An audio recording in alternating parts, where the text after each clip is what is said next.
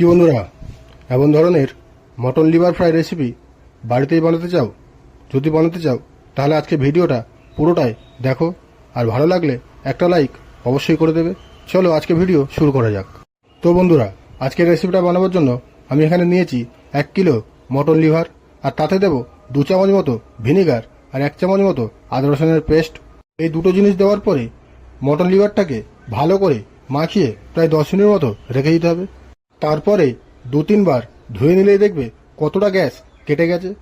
তারপরে যে জিনিসটা করতে হবে, চুলার মধ্যে একটা কড়াই বসিয়ে তার মধ্যে দিয়ে দেবো 100 গ্রাম রিফাইন তেল। তেলটাকে একটু গরম করে নিয়ে মটন লিভারগুলোকে ওর মধ্যে দিয়ে দেবো।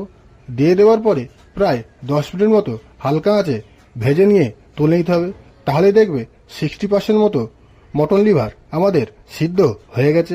লিভারগুলোকে ফ্রাই করে নেওয়ার পরে ওই কড়াইতে আরও কিছুটা পরিমাণে তেল আমরা দিয়ে দেবো, আর ওর মধ্যেই দেবো কিছুটা পরিমাণে গোটা গরম মশলা, আর দেবো 2টো পেঁয়াজ আর কিছুটা কাঁচা লঙ্কা কুচোনো। এগুলোকে একটু নেড়ে ছুড়ে নেওয়ার পরে এর মধ্যে দিয়ে দেবো 2 চামচ মতো আদা রসুনের বাটা। আদা রসুনের বাটাটা অ্যাড করে দেওয়ার পরে ওটাকে আমরা একটু কষে নেব। তারপরে দেবো মশলা, হলুদ গুঁড়ো 1/2 চামচ, 1 চামচ দেবো কাশ্মীরি লঙ্কা, সামান্য পরিমাণে জিরে গুঁড়ো, 1/2 চামচ ধনে গুঁড়ো, আর একটু গরম মশলা গুঁড়ো দিয়ে এটাকে আমরা ভালো করে নেড়ে ছুড়ে নেব। তারপরে 2টো টমেটো কুচোনো আমরা এর মধ্যে দিয়ে দেবো, আর দেবো স্বাদ মতো নুন। নুনটা দেওয়ার পরে একটু ভালো করে কষে নিতে হবে।